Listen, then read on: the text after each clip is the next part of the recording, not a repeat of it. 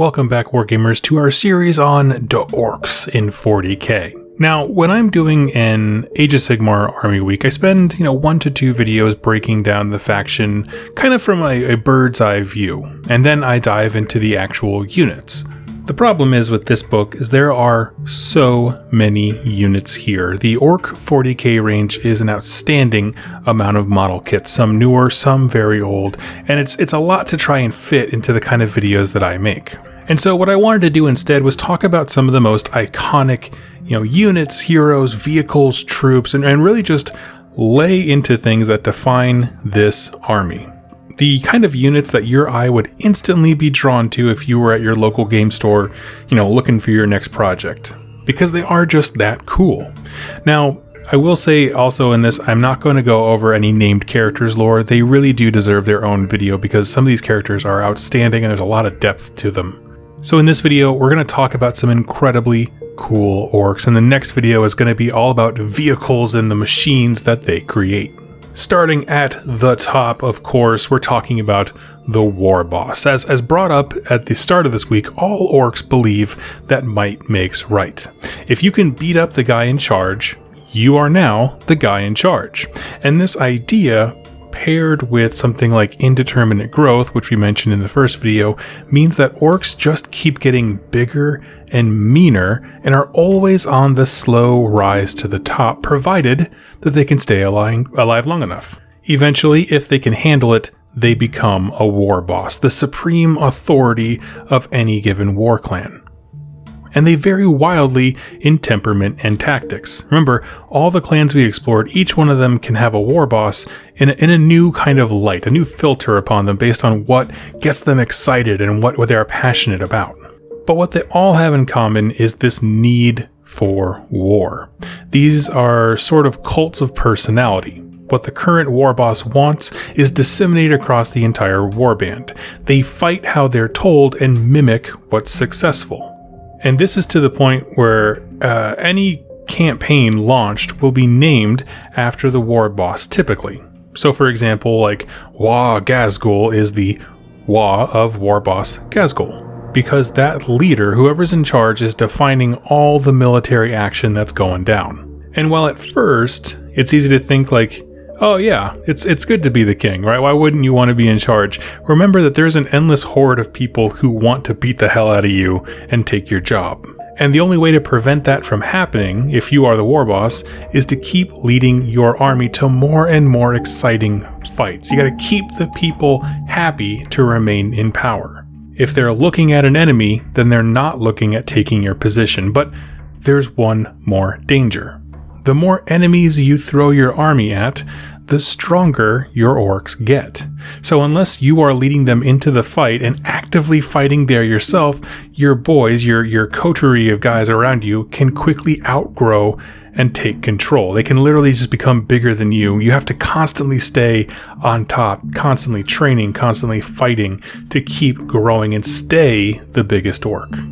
And this comes together to act as a kind of a natural balance, right? I need to be in the fight to remain the strongest and fight often to retain control and keep the orcs fighting, but it's also the most dangerous place there is. And if I fall, the Wa ends, and a new orc replaces me after fighting to assert dominance. And I like that a lot, right? Your character for you is like your war boss defines the army, and they are the center of its personality, but the cost is constant war and danger, both from enemies and allies alike. Now, these next two, I love the way they play off one another, so we're going to talk about them separately and then kind of bring their interests together here. I want to talk about the Mekboy. What could best be described as an engineer of the orc army, the Mekboys are responsible for building and maintaining any clan stock of weapons, vehicles, space vessels, and more. Basically imagine a whole bunch of mad scientists building these ridiculous contraptions out of scrap metal, but everything they make is either made for war or helps other orcs enjoy war even more. If they build a particularly fast vehicle, someone like from the Evil Sons will come and be like, this is the fastest vehicle? Absolutely, I'm sold. It helps him enjoy fighting more. And these Mekboys, they range everything from a simple repairman that can go, and fix up a vehicle on the fly really quickly, to a racing mechanic that can soup up your car, all the way up to the highest level, like a master who can cobble together a warp drive. Always experimenting with new methods and materials, they keep the clan's war engine moving, really. But right alongside of them is possibly one of my favorite units, and that is the Painboy, also known as Doks. These are the battlefield medics and surgeons of the orc race, and Gork help you if they get bored. Orcs are an incredibly durable species. They simply don't experience physical pain as we do. So, the Doks' role is mostly to reattach limbs, sift through organs, basically cobble orcs back together after a particularly bad brawl. Where, personally, I think things get interesting is when they do their experiments. You might go in for a missing arm and walk away with a robotic leg, because they work side by side with the Mekboys, but instead of that genetic encoding knowledge being about machines and tech, their expertise is in biology. They don't know how these organs or bodies work, but they know if I connect this vein with this red thing, you'll live. And what gives them joy is pushing the boundaries of surgery. They love bionics. And so the two orcs, the Mekboys and the Doks, will often play off the research and inventions of the other. The Mekboy needs to know what are the limits that an orc body can take, right? Having the fastest vehicle doesn't mean anything if it insta-kills whoever gets inside of it because it's too darn fast. Likewise, the Dok is using Mechs technology to replace and augment the orc form to push those limits, which then the Mech can now build bigger and better machines for. They don't actually work together like in a lore sense. They're not like, bumper buddies just kind of like working together in the same shop. But it's a matter of collective learning, designing, and experimentation. One lifts the other up in a really unique way. I make orcs more survivable with these implants and augmentations. Orcs can survive more, so now I can make bigger, badder machines for them, says the Mekboy, and you just go back and forth. Now next up is the Weirdboy. Certainly one of the most popular units in the army. When you talk about tabletop stuff, every darn army has a Weirdboy in it, and they act as the wizards or the psychers of the orcs.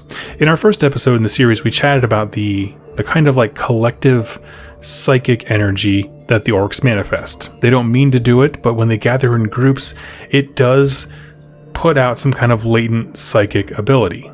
Well, what a Weirdboy is, at its core, is a normal orc that is locked into that psychic power by no fault of their own. Something switched inside of them, making that passive psychic power that all orcs create in the background, for these guys, it's tangible and powerful thing to them, and a resource of power that they can tap into. It's like their minds are on the same wavelength as what's going on with the collective psychic energy. Now, this makes them incredibly powerful and also shortens their life expectancy considerably, because it's just as likely that they'll channel some great power of Gork into, an arc of green lightning and toast their enemies. That's just as likely as the idea that their heads will just explode because they can't handle the amount of power coursing through them. Because of this, they're often kept on the fringes of the clan camp or like in the back part of the ship, partially because they're weird, but also to prevent any accidental explosions from killing other orcs. However, on the battlefield, they become highly prized. The roar of battle and the surge of excitement sets that hidden psychic power that all orcs have into overdrive. And while the Weirdboys are always conduits for this power in battle, it utterly dominates their mind and will. They become truly infused with Wa energy. It just jumps up a huge notch. The most extreme versions of this are called Warpheads, who are typically like the longest lived Weirdboys. They've had more time to practice and interact with their own psychic powers, kind of get a handle on it a bit, and they can harness the power of the warp until they become these like living siege weapons of psychic power. And a wise megaboss is always going to have 1 to 2 of them around just in case. Like if we just need to get through a wall or, destroy a flank of an enemy, you can send a Warphead Weirdboy out there and he will get it done.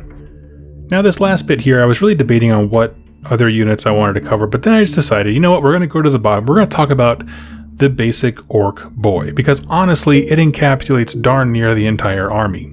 Most vehicles, war machines, and leaders and grunts, all of them are essentially just an Orc Boy. But how that boy develops, how long it lives, how long it fights and gets bigger, and what sights and sounds it really finds enjoyable and exciting are really what define each unit in this army. This really is, I can't stress enough, birds of a feather flock together. That is on a clan level. We all kind of like speed. We all kind of like technology and so forth. But also on a unit by unit level. Oh, you like flamers? I like flamethrowers too. Let's hang out together and shoot flamethrowers. The basic Orc Boy is loud. He's a rowdy hooligan. He's strong. He's dim mentally and cowardly when not in large groups. They don't have this fear of death per se, but more like a fear of not being able to have fun anymore or have fun later. To them, orcs always win. They either win the fight, literally that day, or they leave so they can come back later and win. And either way, they're just having a blast. And so these orcs are fighting, growing, developing. They'll get bigger and meaner. They can carry more than just a pistol and a choppa. Some become addicted to the roar of guns and become Shootaboys, which is basically just an orc with a rapid-fire rifle. But as they are exposed to more and more, to all of the weird and terrific weapons and fighting methods in the orc arsenal, they begin to diversify. From being a basic boy to finding what hooks them mentally, and then they spend the rest of their lives trying to do that thing to the max. And so, really quickly, there's not a lot of lore for these units individually, but as boys find weapons and activities they like, they become defined by that personality they have. And they're kind of broadly lumped together. For example, Boys, as we mentioned before, if an orc really gets into fire or the smell of fuel or the light displays that come off of a flamethrower, they'll just all clump together as Boys. They become Ludas if they are particularly good at stealing and looting weapons, often boasting a ton of fine, heavy weapons. Tank Bustas arm themselves with high-yield explosives and love the anarchy that erupts as a enemy vehicle launches into the air because they just, again, busted the tank. Commandos focus on sneaking behind enemy lines and because they enjoy stealth, but I also want to be the first in the fight. Most units, even vehicles, because they need drivers, boil down to an Orc Boy who is just looking for a good time, and everything that we have discussed this week is just one of the paths that this orc can take to express themselves, to show off what really hits the button in their brain, to reach the fullest heights of joy and excitement. And so that was kind of how I wanted to do it. Like, instead of going and having a full dialogue discussion about this is a Burna, and there's only 3 sentences of lore, I just wanted to touch on the boys because they really do, most units in this army are an orc with a different kind of gun. And that's honestly what a lot of them are. But that doesn't make them any less interesting because an orc following what interests them on a unit level, meaning what guns they're equipped with, when you kind of zoom out and okay, but what does that look like in the face of a clan where there's also a second interest that leads them down a different direction, that kind of thing. I love all of it. And so let's end this show by talking about why is this cool. I like that it's all based on the basic orc. It's a very flexible character, but you can also make them more distinct since their bodies change, right? You can follow the trail of an Orc Boy in a cloud, like the actual Orc Boy unit, one of 30 nobodies who just get eviscerated. You can have him move up in the world. He can get a Burna. He can do tank busting for a little while. He can get his own vehicle and become a speed freak. Because they're all the same in terms of their physiology, you can kind of track the different stories that all of them make. It's very understandable. It's very relatable in terms of finding something you like and just doing it for forever.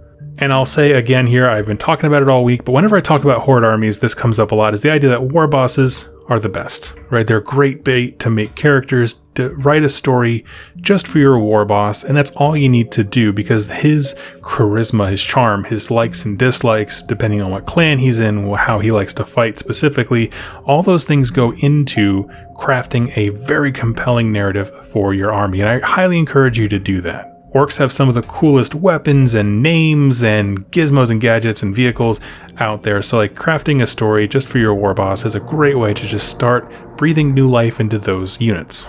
Anyway, those are my thoughts. Of the list that I talked about here, I gotta say, my favorite was the way that the book kind of tied Mekboys and Doks together. That, like, you know, they're obviously different entries, but they play off each other in a very unique way, where they're always kind of pushing the limits of what the other can do.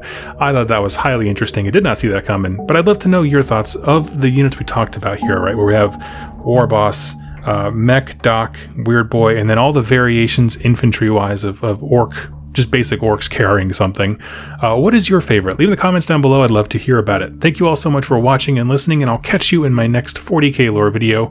Happy wargaming. Hey everybody, I hope you enjoyed that video. It was made possible by the folks over here to the left. These are my top supporters over here on YouTube and on Patreon that keep this channel going. If you'd like to learn more about how to become a supporter and get some cool things in the process, like exclusive pictures and interactions with me, and get your questions answered here on the channel, go ahead and click any of the links down below or the join button on the community page over on YouTube.